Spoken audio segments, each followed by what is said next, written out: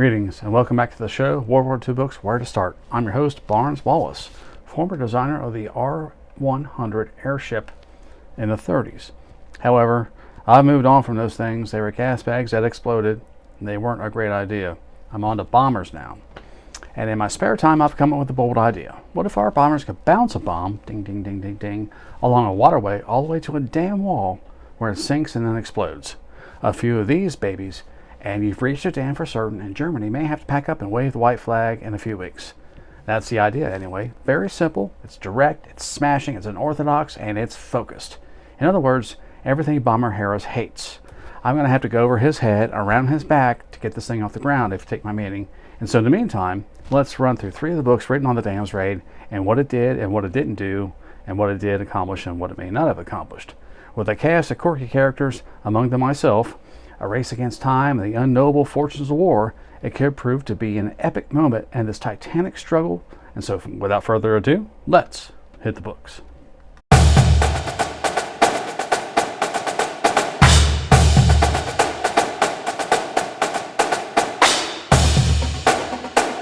Alright, so let's take a look at the superficial stuff first.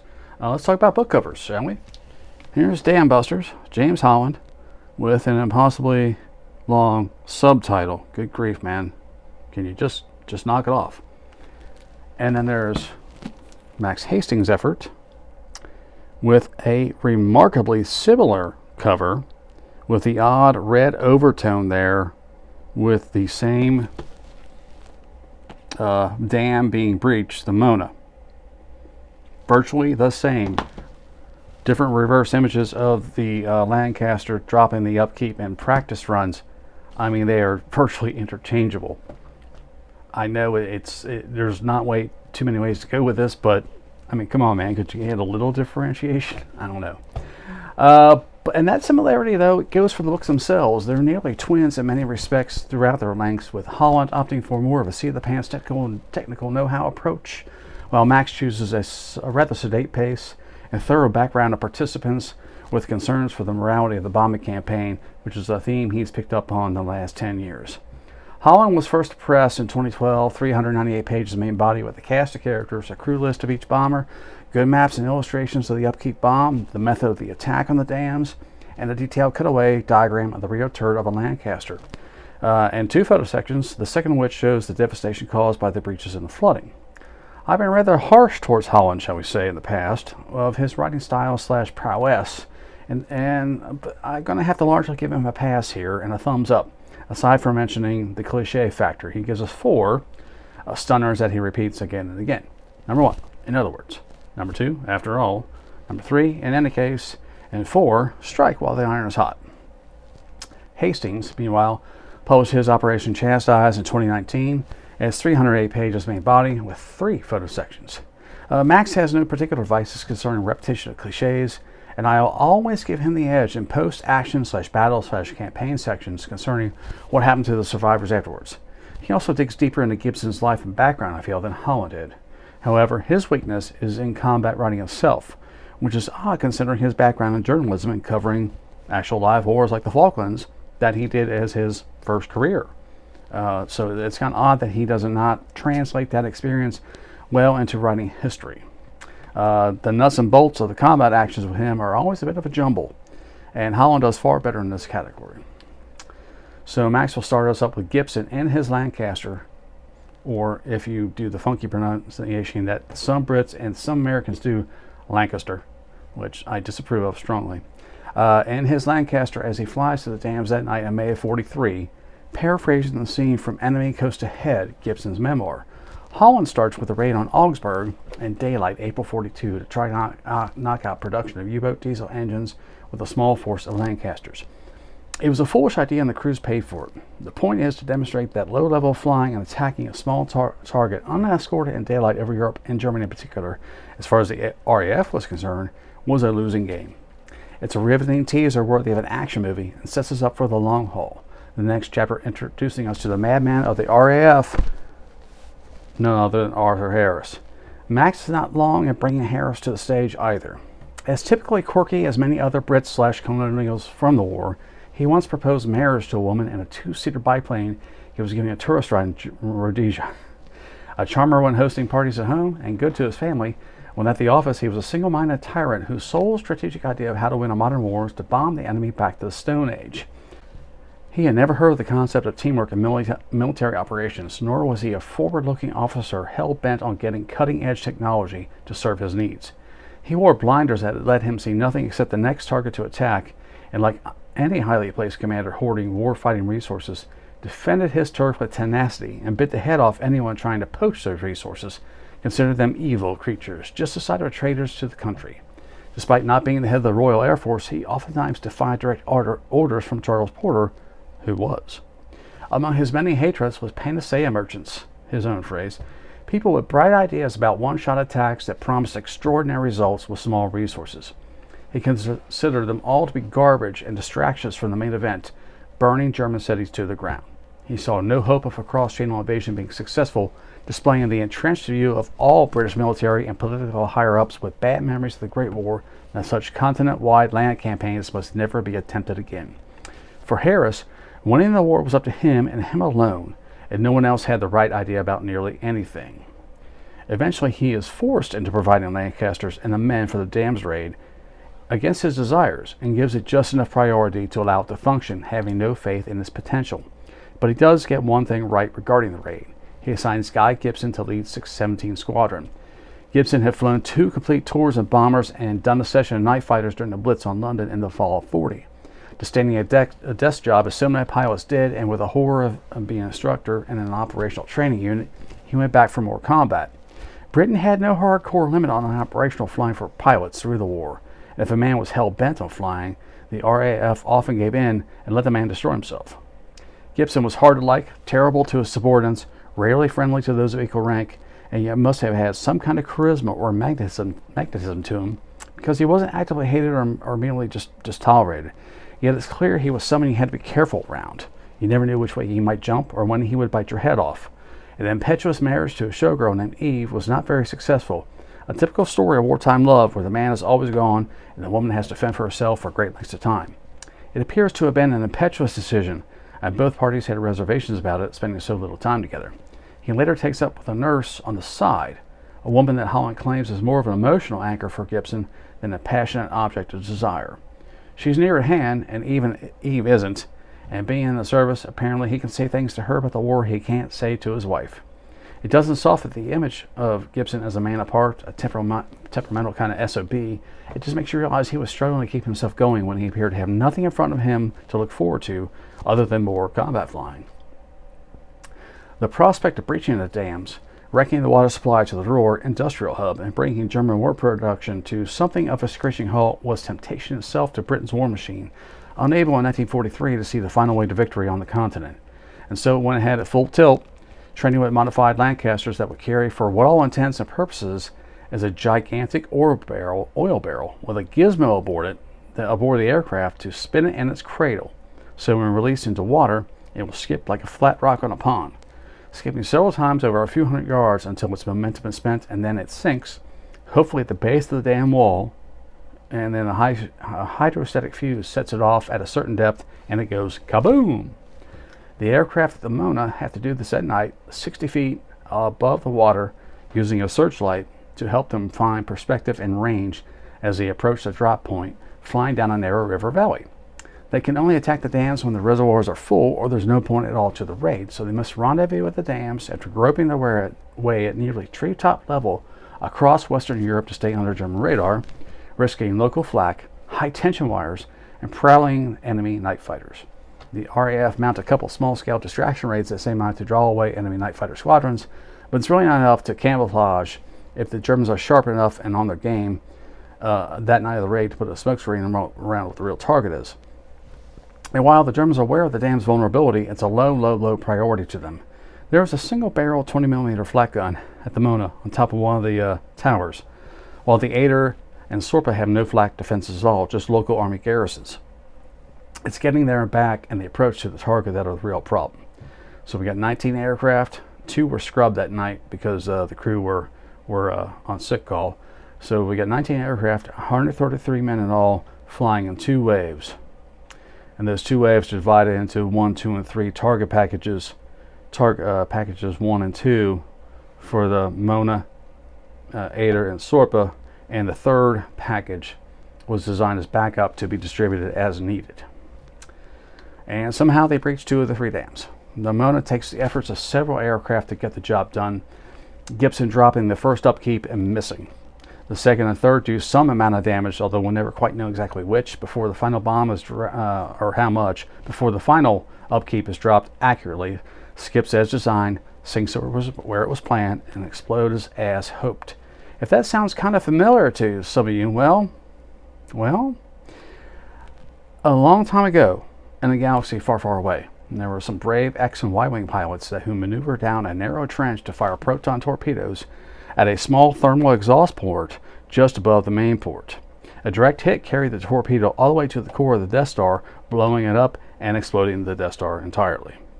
Gold Leader's flight didn't get far enough to fire. Red Leader's run did fire but missed, and then Red 5, flown by Outer Rim Bush pilot Luke Skywalker, did the impossible. It's a crazy universe, ain't it? There was a single American on this dams raid, Joe McCarthy from the Bronx, flying T for Tommy, assigned to the Sorpa. He got the job done after many, many approaches and got home too. Although it wasn't breached because only he and one other pilot dropped bombs on it, it was never thought it could be breached because it was desirable, but it was desirable to attack all the same. That's a bit of a loopy logic, really. It's not really understandable to waste men like that and too much training to do a job that higher-ups know it can't have a chance of success because of the thickness of the dam. That's an earthen dam. It's not masonry and concrete. But they went ahead and diverted resources to it anyway. It didn't make sense. It did, whatever. They did it, and it was just bad attack design. The Ader Dam had the toughest approach of the 3, and considering at the Sorpa you had to fly parallel to the dam as it didn't use a bouncing bomb attack. But the Ader gave way just as the Mona had, and then it was a matter of getting out and getting home to base as the sun threatened to rise in the east.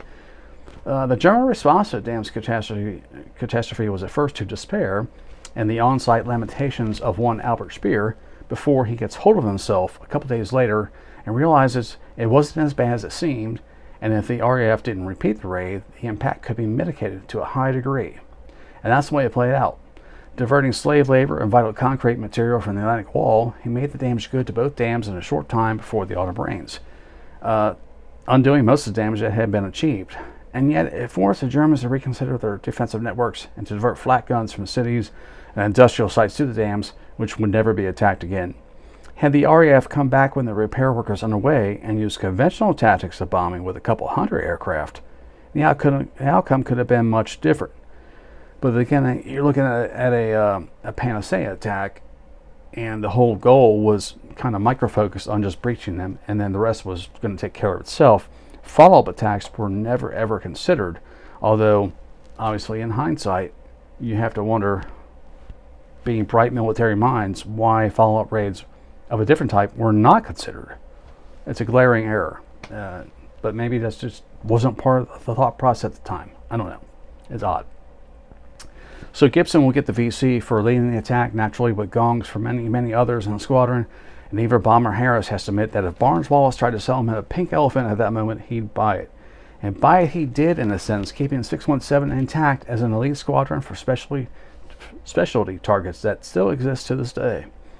Gibson goes on tour in Britain and the States, hangs out with Winnie, meets the high and mighty, and in between, pens, with the aid of unknown hands, his wartime memoir that won't be published until after the war. More on that later. Still with no clear designs on post-war life and having passed 617 off to other leaders, he has to fly a desk more or less, but connives his way into a couple combat sorties later in 44. A flying Mosquito, his aircraft does crash in Holland, cause unknown. Both Hastings and Holland do justice to the story with slightly diverting past to tell it, and I give them an equal billing, 3 stars, maybe 3.5, maybe reaching towards 4, but I don't want to go that far. It's somewhere in there, 3.5-ish. One thing both kind of struggled with but had no answer for is why there was no German fighter response that night. Low flying or not, once the attacks began, there were phone calls made and plenty of time to intercept the Lancasters as they loitered at each of the dams for a long, long time, trying to get the right angle, height, and approach, lit up by their own searchlight beams. but yet nothing happened in response. There was no direct fighter interception that night at all. Nor apparently was there any towering rage from Hitler when learning that his Luftwaffe had failed again. It's just not elaborated on at all, and it's a perplexing note in an otherwise well-researched books. Take your pick for the style you like here. Both are very good. That's Dam Busters and Operation Chastise. James Holland and Max Hastings, respectively.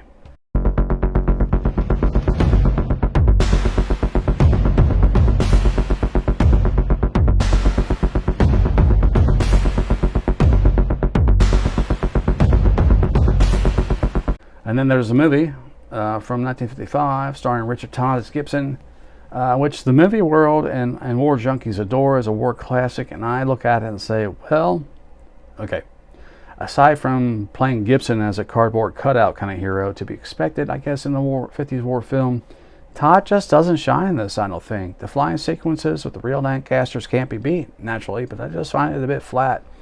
Barnes Wallace is the only character that stands out in the movie to me. There was a plan for Peter Jackson of Lord of the Rings fame to remake the Dam Busters, and that rumor floated around Hollywood for quite a while before petering out. Last mention, it was like 2018, but perhaps that's for the best.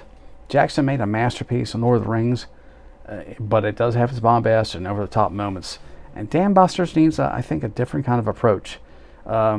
Aerial flying World War II films have a high hurdle to overcome in this digital age. And now that hardly any of the real aircraft are airworthy, added to the fact that today's filmmakers just don't have the same background and feel for the war that previous generations did, I'm not sure it was wise to even really consider this. I look at the Dunkirk debacle, and I think maybe just let it lie, man. Just let it lie.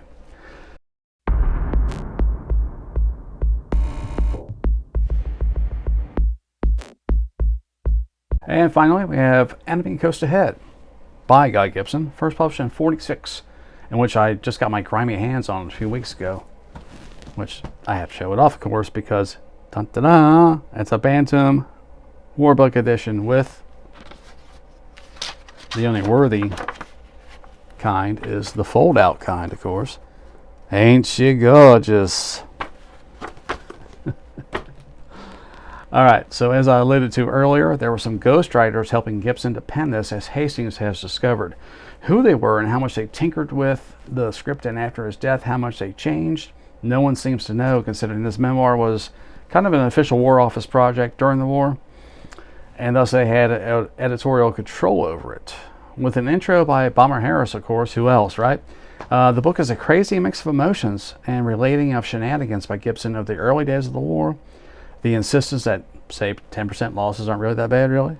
Contrasting that assertion is a non-stop recounting of squadron mates getting the chop over Europe night after night, along with some rather unlikely adventures he claims to have had in the air. There's certainly a number of tall tales in here along with the real stuff, and I think it's pretty easy to differentiate between the two if you're a careful, or not even so careful reader. Some of them just stick out like, come on, man, that did not happen. If you read the Hastings book, you might also recognize the moments he's dressed up, Gibson has, to read better than real things were, such as the public shaming of a man in a pub that Gibson objected to, seeing him as a Jew, not in uniform, and the alluding to of his mother's tragic death in a fire, in a roundabout way of explaining why he tore some fire extinguishers off the wall and threw them out the windows one night in the squadron mess. The tone gets more serious as he gets posted to night fighter duty in the fall of 40, flying Beaufighters. Night fighting in fighter aircraft itself is not really his strong point, but he plugs away at it for nearly a year, getting perhaps 3 kills, and seeing, as he says, only about 19 enemy aircraft at night the entire time, and his squadron losing more men to weather and night flying hazards than to the Luftwaffe. The art of ground direction and onboard radar operator was in its infancy, and crews such as his were pioneering the methods of successful night fighter interception. But at last he connives his way back to bombers to take over a squadron himself, converting to Lancasters and doing away with the Hamptons. Bombing was in his blood, as he says it himself. Despite the number of sorties he's flown in both his first tour and on night ops, he's given very little time off. And once in the seat as a squadron CO, his duties multiplied tremendously with paperwork and prep for each strike mission, and the worst job of all, personally notifying the wives of men shot down on missions who were living nearby. Throughout nearly the entirety of the memoir, his attention is focused nearly as much on drinking as on flying and living, and it shows up the strain all these men were under, relentlessly called on for another flight and another and another and another. But I think it's remarkable that these shadowy ghostwriters at the Air Ministry didn't scrub some of these repeated scenes of manic drinking out of the manuscript. It hardly shows the RAF in the best light, does it? That their men were permitted these excesses on an almost daily basis. It even gets mentioned from Obama Harris in the foreword, telling us not to take all this partying business too seriously. Which, I mean, it's like saying that don't take it too seriously. You're going to focus on it because he said not to do it. So it's self-defeating. Gibson's wife, Eve, pops up in and out of the story, going from a showgirl to being unemployed, unhappy wife freezing in her apartment, to a final mention of her working in an armaments factory somewhere, and then she exits the stage very quietly.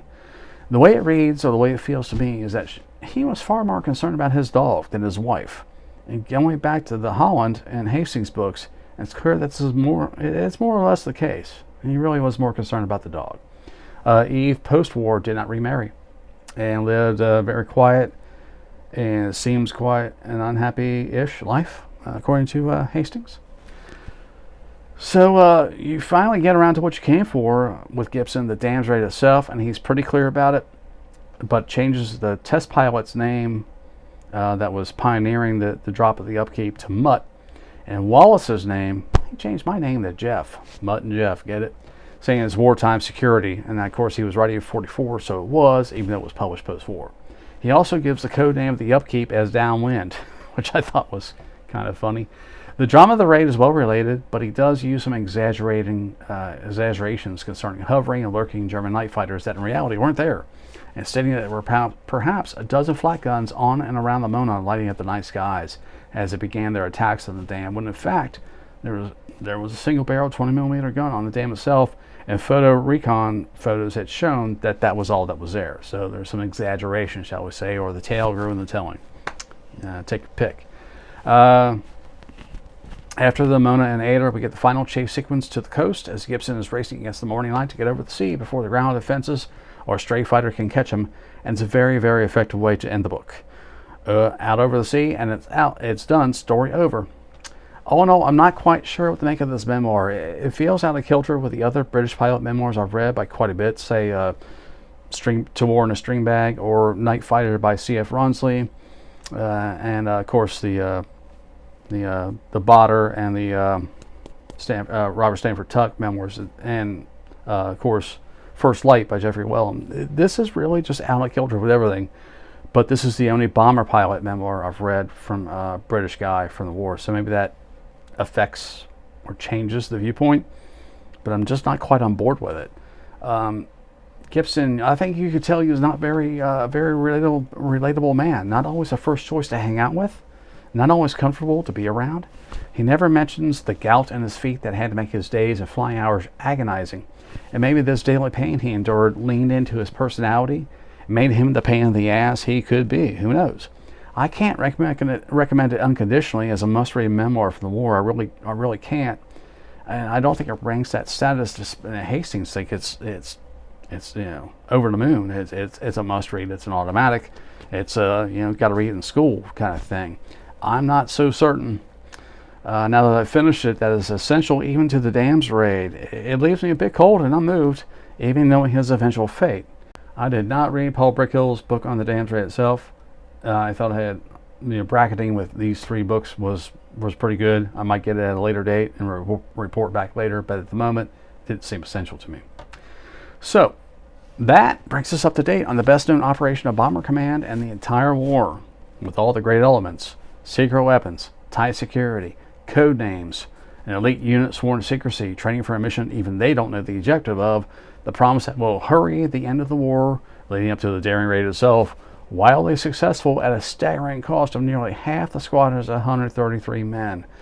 Medals and ceremonies for the survivors, 2 men left behind in POW camps to sweat it out for the rest of the war, a tragic lead character not quite in command of himself. That's certainly more than enough reason to remember the dam's mission.